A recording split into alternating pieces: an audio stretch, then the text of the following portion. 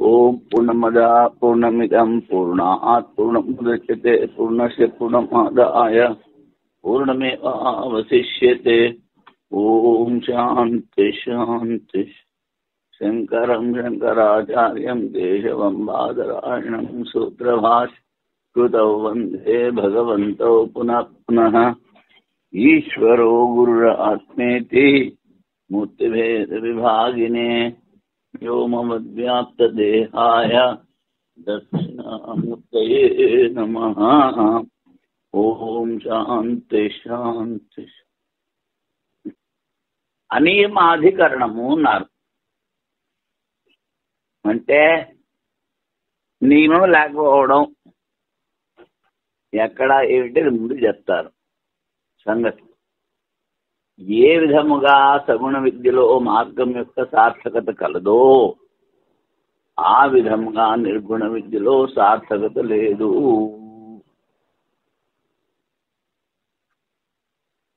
సగుణ విద్యలో సార్థకత అంటే మార్గంలో వెళ్ళాలి. అలాగా నిర్గుణ విద్యలో మార్గంలో వెళ్ళడానికి అక్కర్లేదు, వెళ్ళక్కర్లేదు. తస్య ప్రాణ ఇహైవ ప్రలీయంతే. వాడి ఇంద్రియాలు మనస్సు అన్ని ఇక్కడే లీనమైపోతాయి. అందుకని సార్థకత లేదు. ఏమిటి మార్గం? సగుణ విద్యలో కొన్ని స్థలంలో మార్గం వినబడుతున్నది, కొన్ని స్థలంలో వినబడట్లేదు. సగుణ విద్యలో కొన్ని విద్యలో వినిపిస్తోంది మార్గం, కొన్నిట్లో నేను వినిపించట్లేదు అంటాడు. ఈ స్థితిలో నేను వ్యవస్థ చేయవలేను. వ్యవస్థ ఎక్కడ వినిపిస్తుందో దాన్ని విని చోట్ల తీసుకురావాలి. సగుణ విద్యలో అయిపోయింది అంతే. ఇదే తెలుస్తాడు. అన్ని సగుణ ఉపాసనలో మార్గం ఆవశ్యకత గురించి అధికరణతో విచారం చేయబడినది. సంశయం చాందోగ్యంలోని పంచాగ్ని విద్యలోను ఉపకోశల విద్యలోను దేవయాన మార్గం చెప్పబడినది. ముందు విన్నాం పంచాగ్ని విద్య. ఉపకోశల విద్య అంటే ముందు సత్యకామ జాబాలుడు, వాడికి దేవతలు ఎద్దు, అగ్ని, హంస, మద్గు పక్షిలో ప్రవేశించి ఉపదేశం చేశారు. ఆ జాబాలుడి శిష్యుడు ఈ ఉపకోశలుడు. ఉపకోశలుడు 3 అగ్నులు ఉంటాయి కనుక 3 అగ్నుల సేవ 12 సంవత్సరాలు మనస్ఫూర్తిగా చేశాడు. ఆశ్రమ సేవ అంతా చదువుకున్నాడు 12 సంవత్సరాలు సత్యకామ జాబాలుడి దగ్గర. ఇప్పుడు సమావర్తన సంస్కారం అని ఉంటుంది. అంటే ఇప్పుడు ఒక హాస్పిటల్లో మనం జాయిన్ అయితే వాళ్ళు డిశ్చార్జ్ సర్టిఫికేట్ ఇస్తారు, ఇక్కడి నుంచి మీరు వెళ్ళొచ్చు అని. అలాగే సమావర్తన సంస్కారం, నీ చదువు ఇందిరా బాబు నువ్వు వెళ్ళొచ్చు అని. అది అందరి విద్యార్థులకి చేసి ఈ ఉపకోశలకు చేయలేదు ఈ సత్యకామ జాబాలు. దాంతో ఆ ఉపకోశలుడికి దుఃఖం వచ్చి యజ్ఞశాలలో కూర్చుని అనశనం, నిరాహార దీక్ష మొదలుపెట్టాడు. నిరాహార దీక్ష మొదలు పెడితే అగ్ని మనం చూస్తున్నది భౌతికం, దానికి అధిదైవత అగ్ని. ఆ అగ్ని ప్రకటమయ్యి వాడికి ఉపదేశం చేస్తారు. కం బ్రహ్మ, ప్రాణం బ్రహ్మ, కం బ్రహ్మ, కం బ్రహ్మ. వీడంటాడు ప్రాణం అంటే తెలుసు, కమ్ అంటే తెలియదు అంటాడు. కమ్ అంటే ఆకాశం, కమ్ అంటే సుఖం. ఆకాశంలాగా వ్యాపకమైన సుఖ స్వరూపము బ్రహ్మ అని. ఎందుకని ముందు వెళ్ళి కమేవ కమ్ అంటారు. ఒకదానికి ఒకటి విశేషం చెప్తే వ్యాపకము సుఖము చైతన్య స్వరూపం. వ్యాపకం అంటే మళ్ళీ ఆకాశంలాగా వ్యాపకం అంటే జడమైపోతుంది. అందుకని సుఖము చైతన్యం యొక్క సుఖము అపరిమితమైన ఆకాశంలాగా వ్యాపించిన సుఖ స్వరూపం బ్రహ్మ అని వాడికి అగ్నులు ఉపదేశం చేశాయి. సరే అనసనం అనేశాడు. గురువు గారు వచ్చిన తర్వాత అగ్నులు చెప్తాయి, ఈ ఉపాసన ద్వారా నువ్వు ఏ మార్గంలో వెళతావో ఆ మార్గం నీకు గురువు గారు చెప్తారు అని అగ్నిదేవుడు వెళ్ళిపోతాడు. అలా ఎందుకు చేశాడు, పూర్తిగా చెప్పలేదు అంటే, ఒకటి శిష్యుణ్ణి ఇంకోడు శిష్యుడిగా చేసుకోకూడదు. అందుకని గురువు గారు గురుత్వం అలాగే ఉంచాలి. అందుకని మార్గం నీకు గురుగారు చెప్తారు, అది ఉపకోసల విద్య అంటారు. దేవయాన మార్గం అంటే ఆ ఉపకోసల విద్య అనుష్ఠానం చేసిన వాడు ఉత్తరాయణ మార్గం ద్వారా బ్రహ్మలోకానికి పోతాడు. ఆ మార్గం అక్కడ చెప్పారు. పంచాకృతిలో కూడా చెప్పారు.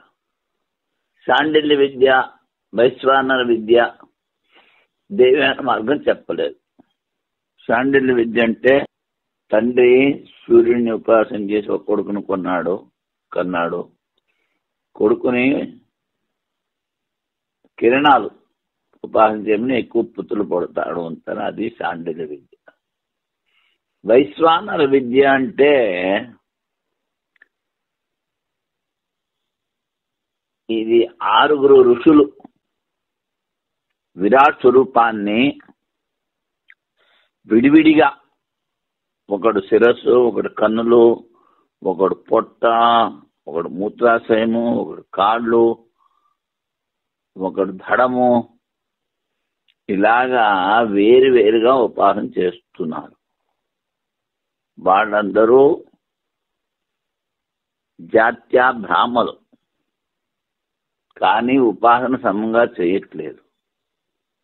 ఆ ఉపాసన గురించి తెలుసుకోవాలని అశ్వపతి కైకేయి అనే రాజు దగ్గరికి వెళ్తారు. ఆ రాజు అంటాడు, మీరు జాత్యా బ్రాహ్మలు కనుక మీరు అలాగే ఉండండి, కానీ మీకు విద్య నేను చెప్తాను, ఆ విద్య నాకు తెలుసు. నువ్వు సూర్యుడు ఆ వైశ్వానరుడికి కన్నులను చేస్తున్నావు, మొత్తం చేయకుండా ఒక అంగాన్ని చేసావు గనక ఇంకా కొంతకాలం అలా చేస్తే నీ కన్నులు పోయేవి. ఇంకొకడు స్వర్గము ఆ వైశ్వానరుడి శిరస్సుని చేస్తాడు, అప్పుడు వాడికి ఇంకొంతకాలం పోతే శిరస్సు పడిపోయేది. ఇలాగా వాళ్ళందరికీ చెప్పి మొత్తం కలిపి ఉపాసన చెయ్యాలి అని చెప్తాడు అశ్వపతి కైకేయి రాజు. ముందు అశ్వపతి కైకేయి అంటాడు, మీరందరూ ఋషులు, మీరు వచ్చారు, నేను యజ్ఞం చేస్తున్నాను, నా యజ్ఞంలో పాల్గొనండి అంటాడు. అంటే బాబు మీ యజ్ఞానికి రాలేదు అంటారు వాళ్ళు. అంటే అప్పుడు అశ్వపతి కైకేయి అంటాడు, యజ్ఞంలో కనుక ఉంటే వాళ్ళకి దక్షిణ ఇవ్వాలి. నా డబ్బు చెడ్డ డబ్బని మీరు యజ్ఞంలో ఉండట్లేదేమో, అలా కాదు, నా మొత్తం రాజ్యంలో ఎవడూ దొంగలేడు, అనాహితాగ్ని, అగ్ని హోత్రం చేయని వాడు లేడు, పరస్త్రీ వెనకాల పోయేవాడు లేడు, ఇలాగ రాజ్యం గురించి చెప్తాడు. కనుక నా డబ్బు చాలా శుద్ధమైనది, మీరు ఉండండి యజ్ఞానికి. అంటే అప్పుడు మేము యజ్ఞానికి రాలేదు, ఈ విద్యకు వచ్చాము అని చెప్తారు. అప్పుడు ఆ విద్య వాడికి చెప్తాడు. అది వైశ్వానర విద్య. అందులో కూడా ఇక్కడ నుంచి జీవుడు శరీరం వదిలిపెట్టిన బ్రహ్మలోకి ఎలా పోతాడు అన్న మార్గం గురించి చెప్పారు. చెప్పలేదు వైశ్వానర విద్యలో, శాంతిల విద్యలో. ఉపకోష విద్యలో చెప్పారు, పంచాగ్ని విద్యలో చెప్పారు. ఈ స్థితిలో వినబడిన స్థలముల్లో మార్గ నియమము, వినబడిన స్థలంలో మార్గం ఉపసంహారం చేయబడినా లేదా? ఎక్కడైతే మార్గం చెప్పలేదో అక్కడ ఆ మార్గాన్ని తీసుకోవాలా వద్దా? పూర్వపక్షి అన్ని సగుణ విద్యల్లో మార్గం ఉపసంహారం అభీష్టమైనచో ఒక స్థానంలో మార్గం చెప్పిన సర్వత్ర ఉపసంహారం సంభవం. 2 చోట్ల చెప్పారంట, ఒక చోట చెప్తే అదే అన్ని చోట్ల తీసుకోవచ్చు. 2 స్థలంలో మార్గం చెప్పడం నిరర్థకం. కనుక వినబడిన స్థలముల్లోనే మార్గచింతన చేయవలెను, అన్ని స్థలంలో మార్గచింతన చేయరాదు. ఉపాసన చేసేవాడు ఈ ఉపాసన ఫలితము బ్రహ్మలోకము, దేవయాన మార్గము అని తెలుసుకుని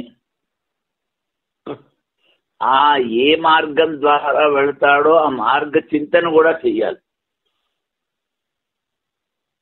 అందుకని మార్గ చింతన చేయవలేను అని చెప్పారు. ఎక్కడ చెప్పారు అక్కడే చేయాలి, ఎక్కడ చెప్తారో అక్కడ చేయక్కర్లేదు అంటాడు పూర్వపక్షి. పంచాగ్ని వాక్యశేషంలో ఉపాసకుని కొరకు ఉత్తర మార్గం చెప్పబడినది. దేవయాన మార్గాన్ని ఉత్తర మార్గం అంటారు. చాంద్రోగ్రహితే మిగిలిన విద్య ఉపాసకులకు కంఠ దేవయాన మార్గం చెప్పినది. చాంద్రోగ్రహితులో కూడా దేవయాన మార్గం చెప్పారు. ఈ విధంగా ఉపాసన చేయవారు అరణ్యంలో నివసించుచు శ్రద్ధాపూర్వకంగా సత్యమును ఉపాసించురో వారందరూ దైవార్గులు పొందుదురు అని చాంద్రోగ్యం చెప్పారు. ఈ మార్గమును ప్రతిపాదించి వాక్యం ద్వారా ప్రకరణము బాధితం. శృతి లింగ వాక్య ప్రకరణం అని చెప్పాం. ముందు వచ్చేది వాక్యం, తర్వాత వచ్చేది ప్రకరణం. తర్వాత వచ్చేది దుర్బలం, ముందున్నది శక్తివంతమైనది. అందుకని చెప్తున్నారు ఈ మార్గాన్ని చెప్పే వాక్యం అక్కడున్న ప్రకరణం దాన్ని తొలగించేస్తుంది.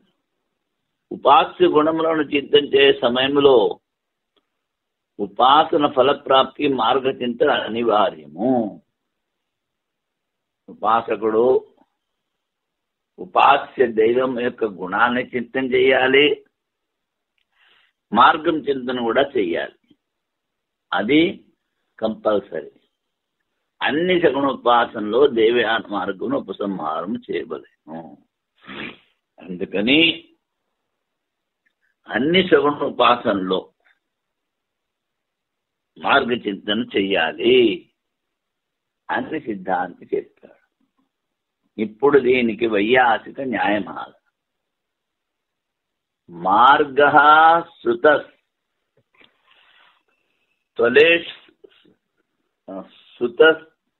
స్థలేష్వేవా సర్వోపాస్తిషు వా భవేత్. శృతస్వేవ ప్రకరణాన్ ద్విపాఠో అస్య వృధాన్యథా ప్రోక్తో విద్యాంతరే మార్గో ఏ చేమైతి వాక్యతః తేన వాద్యం ప్రకరణం ద్విపాఠ చింతనాయకి. మార్గము ఎక్కడ వినిపించిందో అక్కడే చింతన చెయ్యాలా, అన్ని చోట్ల చింతన చెయ్యాలా? సర్వోపాస్తిషు అని అంటే పూర్వపక్షి అంటాడు శృతస్వేవ ప్రకరణాత్. ప్రకరణం వల్ల ఎక్కడ వినిపించిందో అక్కడే చింతన చేయాలి. లేకపోతే 2 సార్లు పాఠం చేశారు, అది వ్యర్థం అవుతుంది. ఒకసారి చెప్తే అన్ని చోట్ల ఉపసంహారం చేసుకోవచ్చు. ప్రోక్తో విద్యాంతరే మార్గో ఏ చేమేతి వాక్యత. ఏ చే ఇమే అని మొదలుపెట్టి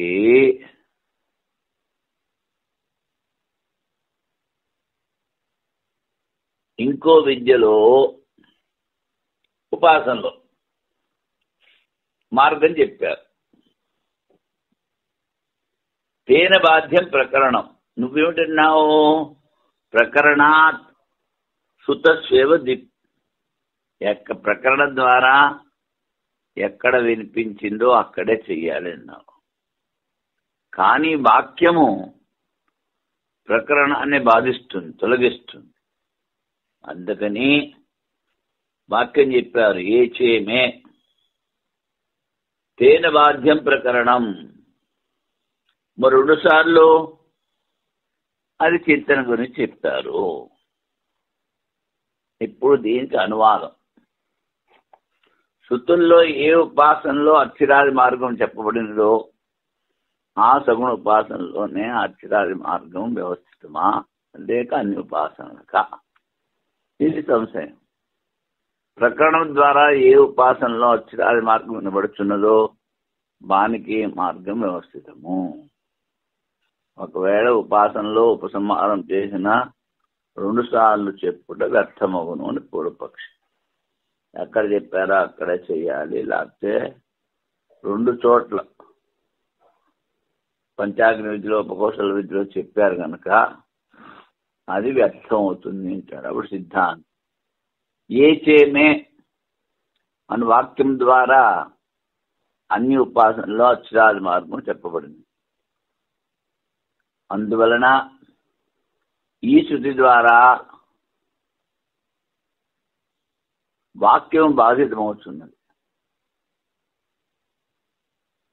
2 సార్లు చెప్పినది ఉపాసన మార్గ చింతనము. ఏ చేమే అన్నది తదిత్తం విదు ఏ చేమే అరణ్యే శ్రద్ధా తప ఇత్యుపాసతే తే అత్యశం అభిసంభవంతి అని చాందోగ్యోపనిషత్తులో శృతి వాక్యం. ఈ శృతి వాక్యాన్ని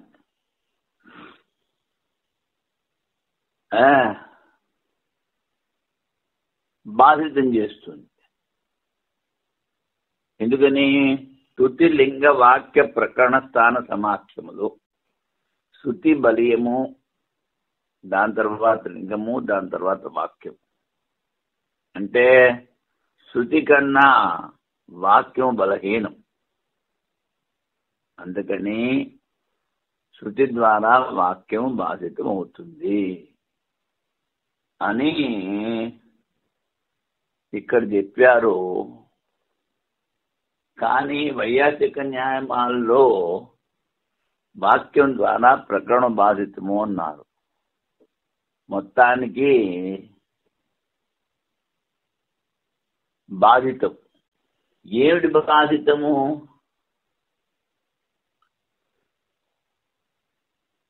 నువ్వు చెప్పావే, శృతిషే ప్రకరణాద్ విపాఠో అస్య వృథా అన్యథ. శృతుల్లో చెప్పారు,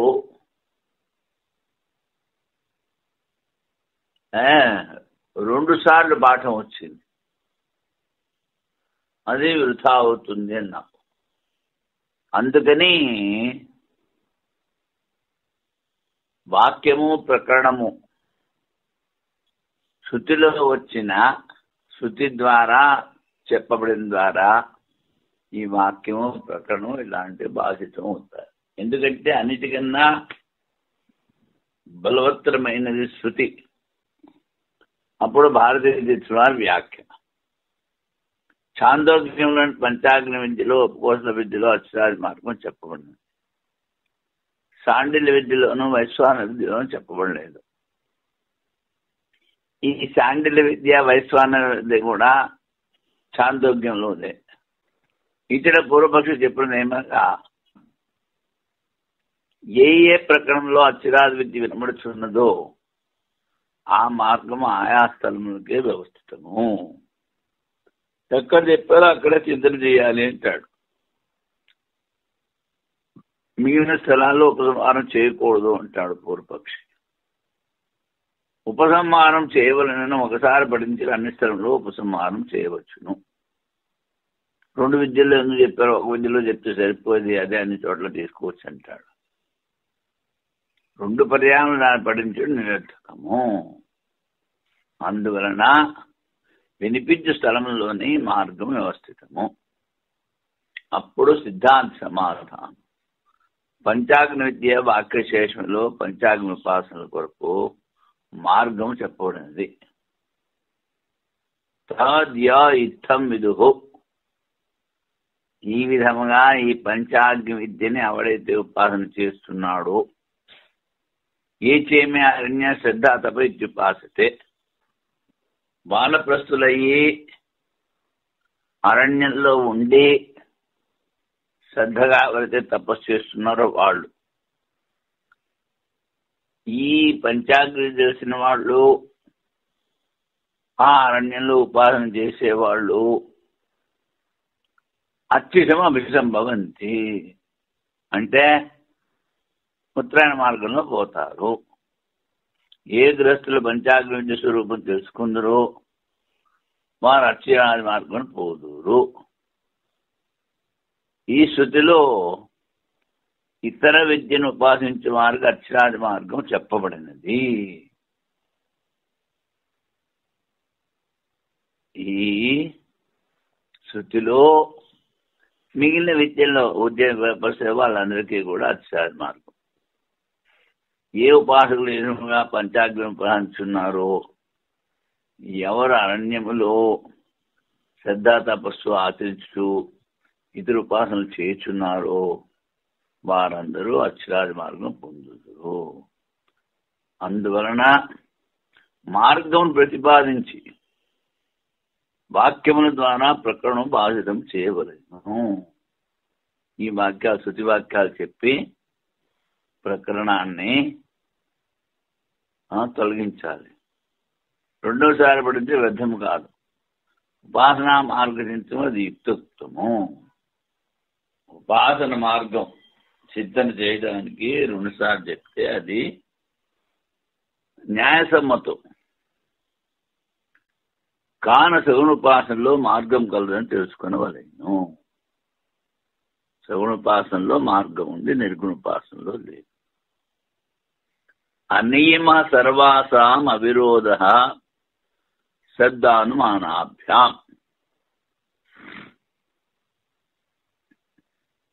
అనియమ సర్వాసాం, సర్వాసాం అంటే అన్ని సగుణ విద్యల్లో,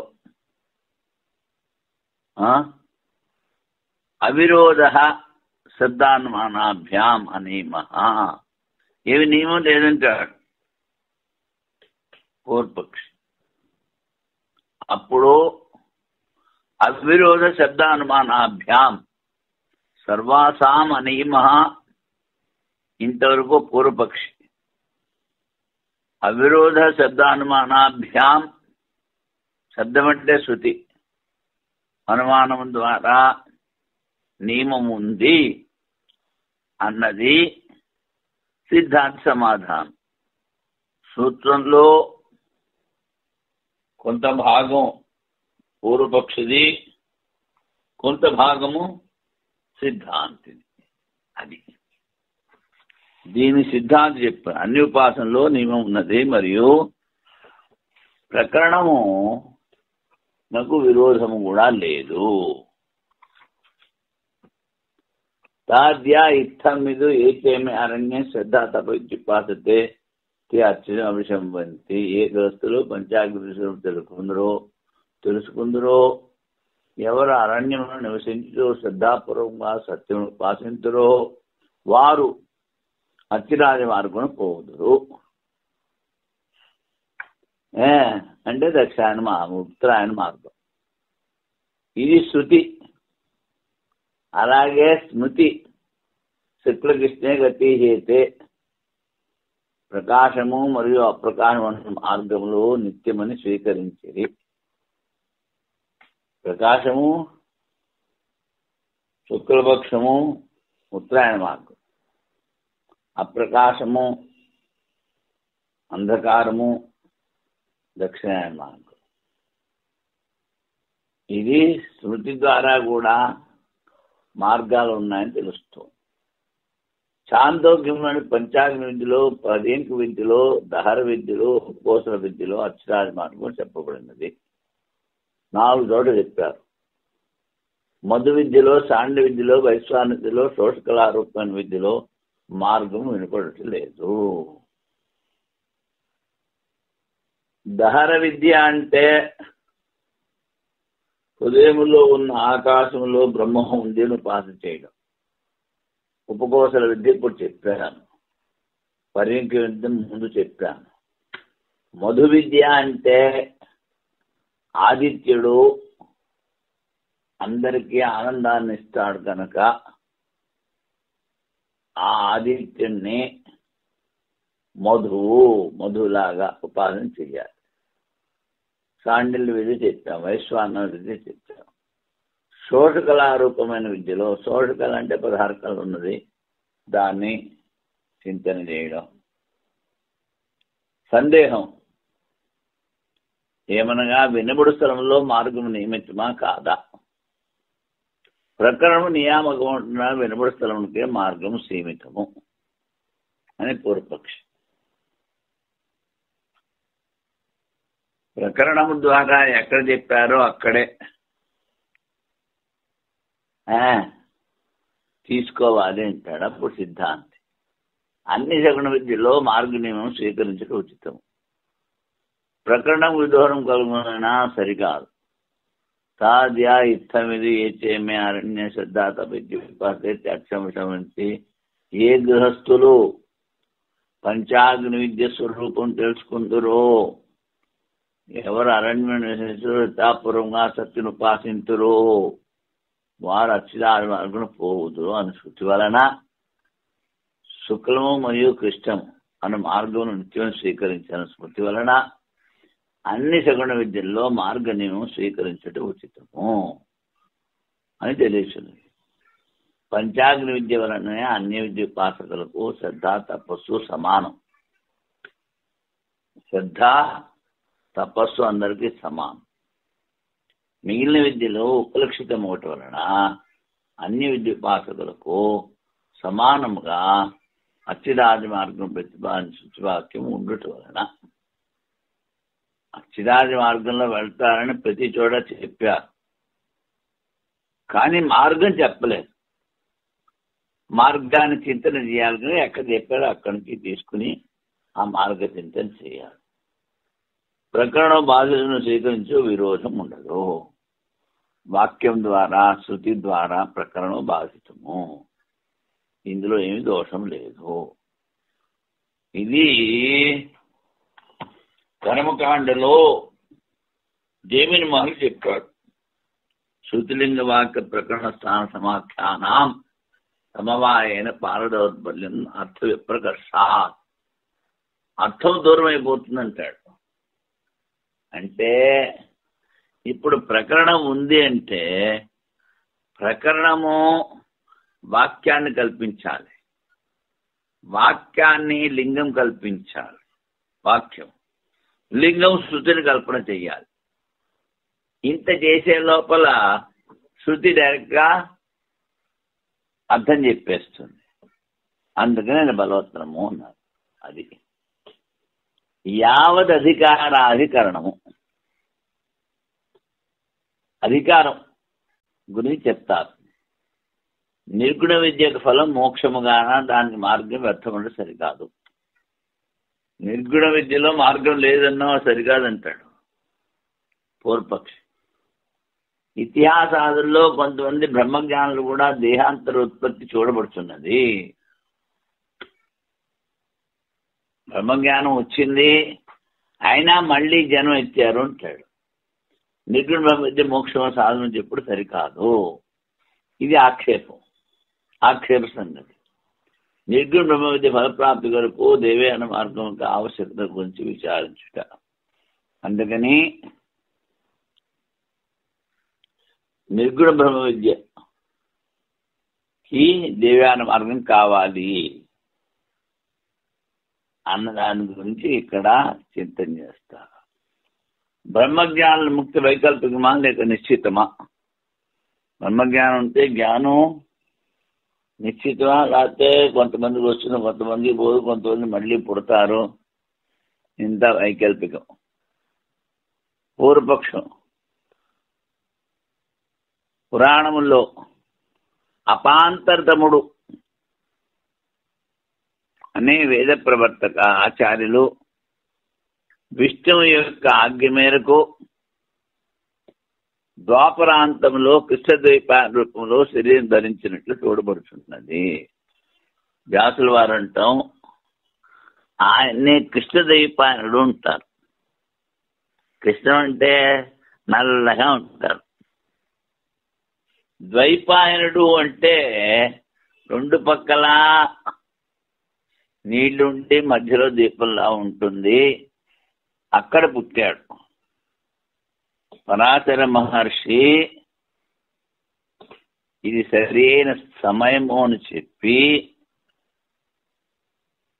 కన్యని అడిగి దాన్ని ఒప్పించి ఆ దీపంలోకి తీసుకెళ్ళి అక్కడ అంతా మేఘాలు సృష్టించి ఎవరికి కనిపించకుండా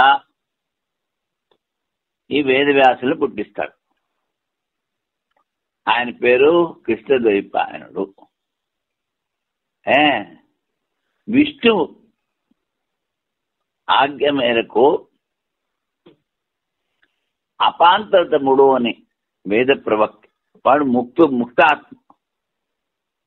కానీ విష్ణువు చెప్పాడని వేదవ్యాసులు అయ్యారు.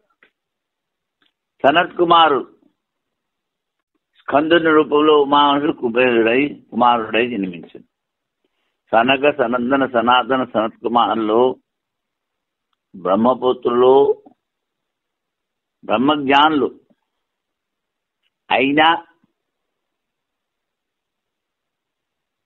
స్కందుడు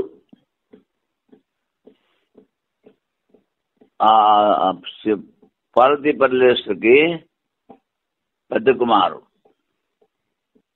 ఎందుకంటే రాక్షసుడు ఎవడో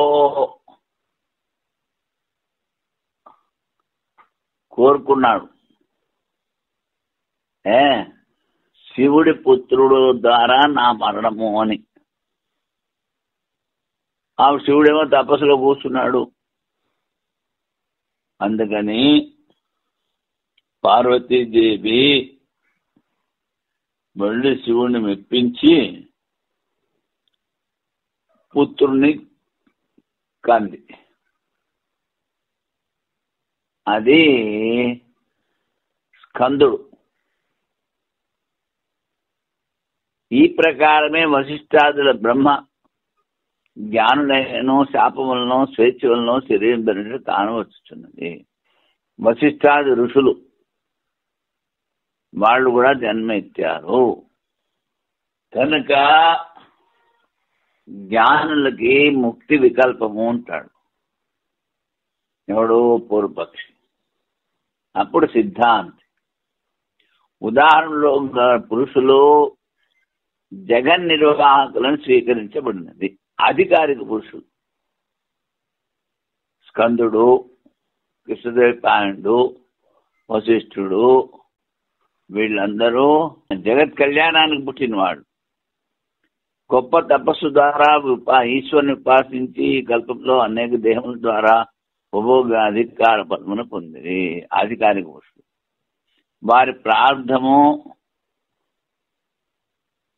పూర్తయిన తర్వాత కూడా వారి ప్రారంధం అంటే ప్రారంధం వాళ్ళది పొడిగించారు. ఆ ప్రార్థం అయిపోయిన తర్వాత వాళ్ళు ముక్తి పొందుతారు. ఎలాగా అంటే ఆంజనేయ స్వామి జ్ఞానినాం అగ్రగణ్యం అన్నాం. మరి జ్ఞాని అయితే ముక్తి పొందాలి కదా.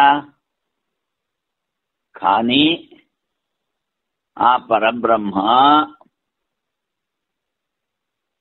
ముందు కల్పంలో మళ్ళీ హిరణ్య గర్భుడుగా పుట్టాలి అని ప్రార్థాన్ని పొడిగించాడు. అంటే ఇప్పుడున్న బ్రహ్మకి ఇప్పుడు 50 దాటింది. ఇంతకాలం వీడు ఉంటాడు. వీడు అయిన తర్వాత ఆంజనేయ స్వామి చిరంజీవి కనుక అంతవరకు ఉండి తర్వాత హిరణ్య గర్భ బ్రహ్మ అయ్యి ఆ కల్పం పూర్తయిన తర్వాత ముక్తి పొందుతాడు.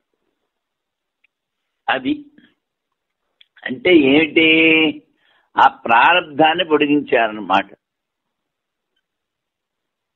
అనారబ్ధ కర్మలు తత్వజ్ఞానం ద్వారా నశించును, ప్రారంధ కర్మ భోగం ద్వారానే నశించును. అది వాళ్ళు భోగించాలి. అందుకని వీళ్ళు జగన్ నిర్వాహకులు. వీళ్ళందరూ పరమేశ్వరుడు ఏం చేశాడు? వీళ్ళ ప్రారంధం పొడిగించేశాడు. ఎందుకని? తన శాసనంలో వీళ్ళ ఉపయోగం ఉంది కనుక. అది ఆ విధంగా వీళ్ళందరూ జ్ఞానులు. జ్ఞానులకి ముక్తి కంపల్సరీ. బ్రహ్మతత్వవిదాం ముక్తి పాక్షికి నీత అథవా పాక్షిక్యపాంతరతమ ప్రభుతేర్జన్మ కీర్తనాత్ నానా దేహోపభుక్తవ్యం ఈశ్వోపాస్తి ఫలం బుధా భుక్త్వా అధికారి పురుష ముచ్యంతే నీతా తతః. బ్రహ్మవేత్తలకి ముక్తి నియమమా లేకపోతే పాక్షికం అంటే కొంతమంది ఉంటుంది, కొంతమంది ఉండదు, ఒకసారి ఉంటుంది, అలాగా వికల్పం. వాడు పాక్షికి అంటాడు, నియమం లేదంటాడు. ఎందుకని? అపాంతరతము ప్రభు. అపాంతరతముడు ఋషి కృష్ణద్వైపాయనుడు అయ్యాడు, వేదవ్యాస అయ్యాడు. జన్మ కీర్తనాథ్, వాళ్ళ జన్మ పురాణాల్లో చెప్పబడింది. నానా దేహ ఉపభోక్తవ్యం ఈశ్వరోపాస్తి ఫలం బుధ. వీళ్ళందరూ ఈశ్వరుని ఉపాసన చేశారు. అందుకని వాళ్ళకి నానా దేహాలు, అనేక దేహాలు ప్రాప్తి ఉంది. భుక్త్వా, ఆ దేహాల్లో ప్రార్థాన్ని అనుభవించి అధికారి పురుష ముచ్యంతే నీతా తథ, వాళ్ళు ముక్తులవుతారు. అంటే ఈశ్వరుణ్ణి ఉపాసన చేసి ఎక్కువ దేహాలు కావాలి, ఎక్కువ కళ్యాణాలు చెయ్యాలి అని కోరుకున్నారన్నమాట. బ్రహ్మజ్ఞానం ముక్తి పాక్షికమా లేక నియమమా? అనియమమా? సందేహ పూర్వపక్షి బ్రహ్మతత్వ ముక్తి అనీతం, ఏమీ నియమం లేదంటాడు. అపాంతరమైన ఆచార్య జన్మగాథ ప్రసిద్ధము. అప్పుడు సిద్ధాంతి తత్వజ్ఞాన ముక్తి నీతం. ఈశ్వరోపాసనలను ఉద్భవించిన అనేక శరీరముల ద్వారా అనుభవించవలసిన ఆయన ఫలములు ఇచ్చు ప్రార్థకర్మ ఫలము అనుభవించిన తర్వాత తత్వజ్ఞానులు అయిన అధికారులకు ముక్తి కలుగును. అది ఈశ్వరుడు. అందుకనే చెప్పారు, ఈశ్వరాదేవ పుంసాం అద్వైత వాసన అని. ఆ ఈశ్వరుని కృప ఉంటే అద్వైత వాసన వస్తుంది. ఈశ్వరానుగ్రహాదే పుంసాం అద్వైత వాసన. ద్విత్రాణామిహ ఉపజాయతే మహాభయకృతత్రాణ. యావత్ ప్రపంచంలో ఇద్దరికో ముగ్గురికో ముక్తిస్తాడు, అంతే. ఏమిటది? ఈ ప్రపంచం అనేటువంటి భయాన్ని తొలగించేటువంటి ముక్తి ఈశ్వరుని అనుగ్రహం. అందుకని ఆ ఈశ్వరుడు ఏం చేశాడు? ఆంజనేయ స్వామి ప్రారంధాన్ని పొడిగించేశాడు. అలాగే ఈ అపాంతతముడు, స్కందుడు, సనత్ కుమారుడు, కుమారస్వామి అంటాం మనం, వీళ్ళందరూ అంటే కొన్ని జన్మలు వాళ్ళ ద్వారా ఎత్తించి లోకానికి కళ్యాణం చేయించి తర్వాత వాళ్ళకి ముక్తి ఇస్తాడు. అది కానీ తత్వజ్ఞానులకు ముక్తి నీతము. ఇప్పుడు భారతీ తీర్థుల వ్యాఖ్య. పురాణంలో అపాంతరుడనే పేరు గల వేద ప్రవక్త ఆచార్యులు ద్వాపరాంతంలో విష్ణువు యొక్క ఆజ్ఞ మీద కృష్ణదేవ రూపంలో ఉత్పన్నమైన వినపడుతున్నది. సనత్ కుమారుడు పార్వతీ స్కందుడై పుట్టాడు. వశిష్ఠాదులు తత్వజ్ఞానులు అందులో ఇతర శరీరం ధరించింది.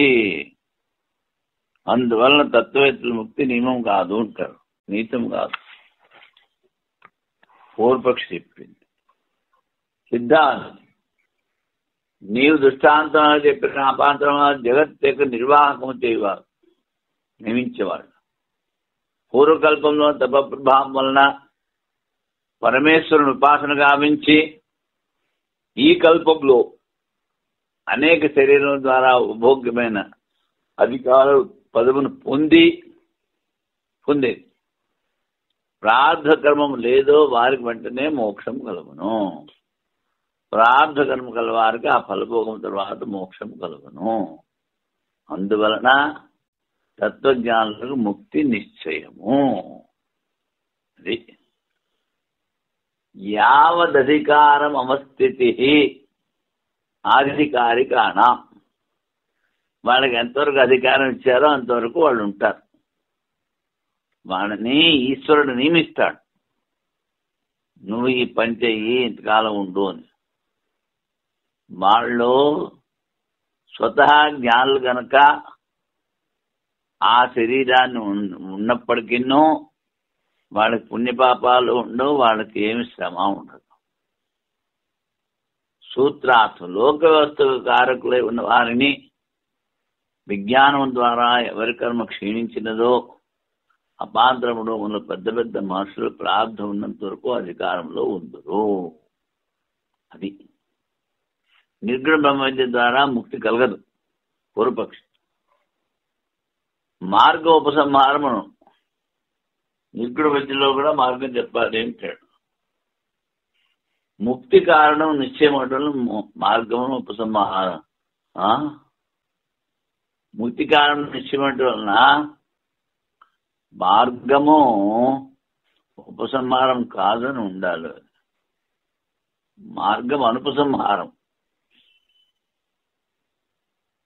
అనుపసంహారం ఉంటే వాడు దాన్ని ఉకారం పెట్టి గొడవ పెట్టాడు. సరే, కానీ అపాంతరము నామ వేదాచార్య కలితాపరయో సంధో విష్ణునియోగాత్ కృష్ణద్వైపాన సంబభూవ. అపాంతరమైన పేరు వేద ప్రవక్త ఆచార్యులు కలిద్వాపన సన్నిధిలో విష్ణువు యొక్క ఆజ్ఞ మేరకు కృష్ణద్వైపాయను మొదటి వాక్యం ద్వారా అపాంతరుడు, వశిష్ఠుడు, భృగువు, సనత్కుమారుడు, నారదాదులు నిర్గుణ బ్రహ్మజ్ఞానులైనను వారికి దేహాంతరోత్పత్తి వినిపించుచున్నది. దేహాంతరోత్పత్తి ఉన్న బ్రహ్మజ్ఞానులు పునర్జన్మ ఉండునా లేదా అని పూర్వపక్ష సంశయం. సిద్ధాంతి, వేదముల ప్రవర్తనాది లోక వ్యవస్థ కారణమవుట వలన అధికారంలో నియుక్తులై అపాంతమాది తత్వపురుషులకు ఎప్పటి వరకు అధికారం కలదో అంతవరకు ప్రారంభ భోగం వరకు శరీరం ఉండును. అధికారం ఎంతవరకు ఇచ్చాడో అంతవరకు. ధనస్సు నుండి వదిలిన బాణం వల్లే కర్మవేగం క్షీణించిన పిల్ప వర్తమాన దేహం వల్లే కైవల్యం పొందుతురు. దేహాంతరం యొక్క ప్రాప్తి ఉండదు. అది ఇప్పుడు అక్షరాధ్యధికరణం. ఇందులో ఏ విధముగా ధనస్సు నుండి వదిలిన బాణము తన పని పూర్తి చేయను, ఆ విధముగా అధికారిక పురుషులకు ప్రార్థకర వేగం ద్వారా దేహాంతను ఉత్పత్తి అవును చోట సంచిత కర్మ యొక్క కారణం చెప్పలేదు.